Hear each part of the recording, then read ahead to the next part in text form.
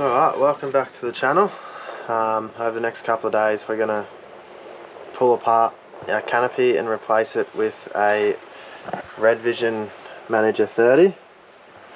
So we've got the 2000 watt REDARC inverter with the RedVision Manager 30.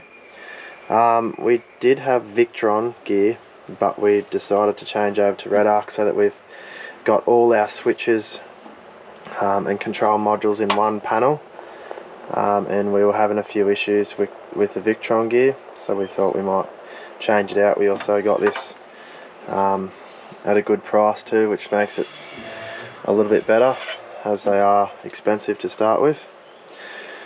So we'll run you through exactly what we're doing from start to finish to replace this 12 volt system. Alright, so what we're going to do is we're going to put our inverter down here at the bottom. Then we're going to put our fuse and distribution board up the top here. And the Manager 30 will go up on the roof there. We're just going to put some nut certs up there and bolt it to the top. And then we're going to use T-nuts behind the plier so that we can put some M5 nuts through the inverter and distribution box so that it's there firm and strong.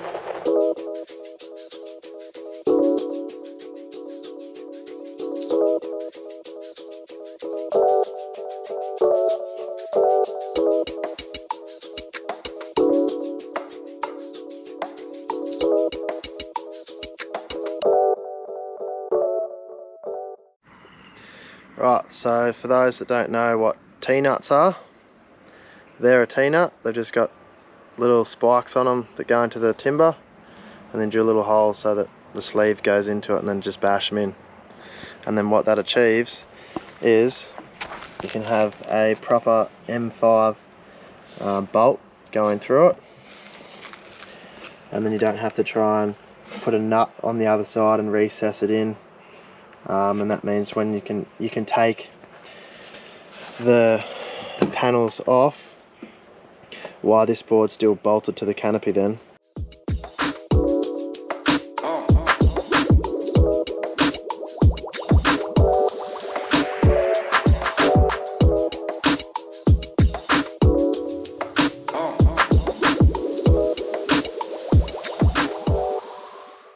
Alright, so we've finished bolting the plier to the canopy now. So we've used some T-nuts again there, and just some dome head bolts, stainless bolts to go through the canopy, nice and neat like that. Now I'm ready to fit this panel in here where the RedVision LCD will go.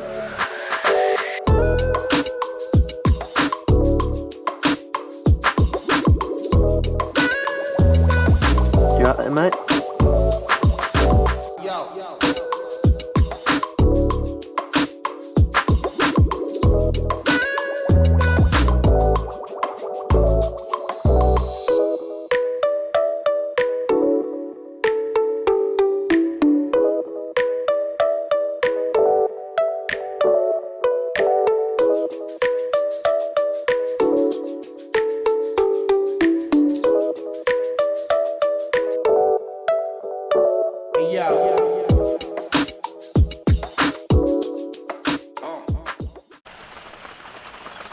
Alright, so unfortunately I wasn't able to get video of me putting all the wiring together because it's literally been raining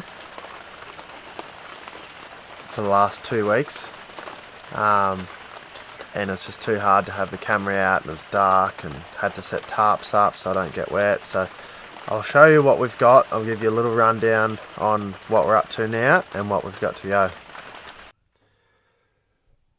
I'll start from the battery. So I've got 3 BNS, which is braided, that's running from the positive on my batteries to the terminal on the inverter. From then it runs to a 50 amp fuse, and then continues on into the distribution box.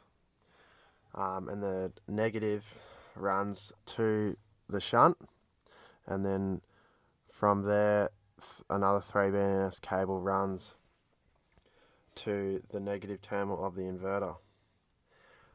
Then we have the Manager 30.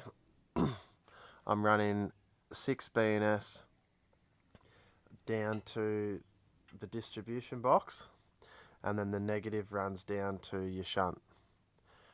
And then from the shunt there's also a negative cable that runs to the distribution box.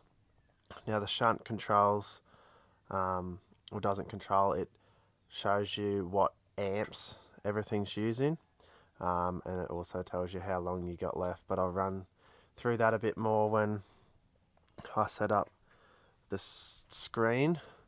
So it's not focusing real well, there we go.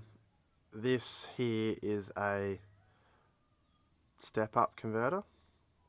Now I use the step-up converter to get a little bit more out of my oven.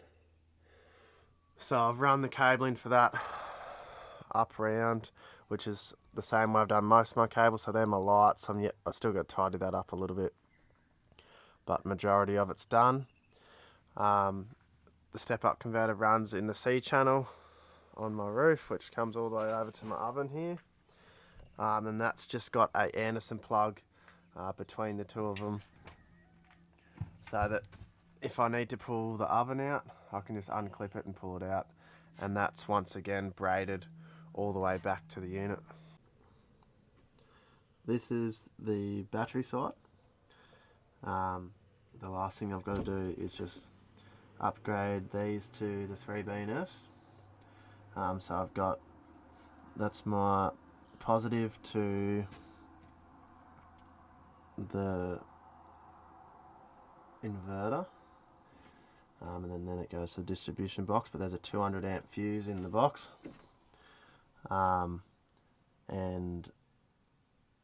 I like to have the fuses as close as I can to the battery terminal, so that if anything happens on the cable between there and the distribution box, it will short it out and not burn my car down, hopefully.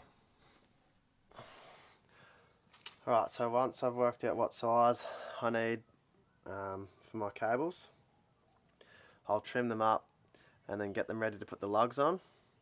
And once my lugs are on, I'll solder them. I prefer to solder them over crimp them.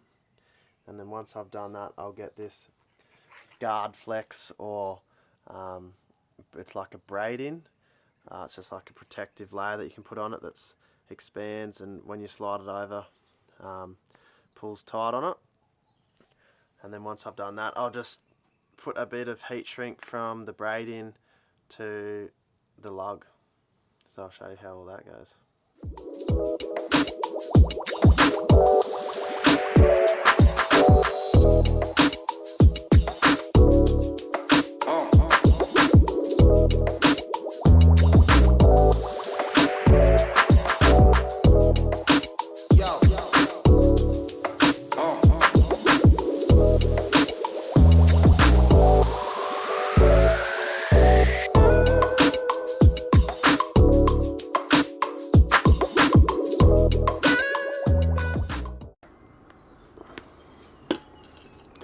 So that's now all nice and neat, tied off at each end.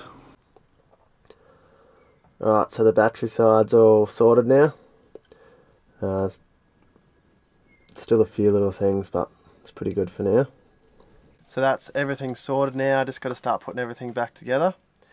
I do have a water tank fit in, so I can see what the levels are in the water tank that's under the tray, and then the one that I will put in the canopy here, but I'm not too sure on the configuration with where I want the water tank to exactly sit in the back here. So that's why we've got all the drawers made out of timber for now, so we can chop and change and work out what works and what doesn't and where we want things. So once we've done that, I'll get it made out of aluminium, and then I'll fit my water tank sensors and then wire all that up. So then on the gauge, it'll show me what both tanks are doing. I think you can have up to like 5 or 6 water tanks on there, but I'll only be needing the 2 of them. So I'll put the fridge back in the other side, tidy all that up, and then I'll show you how it all works.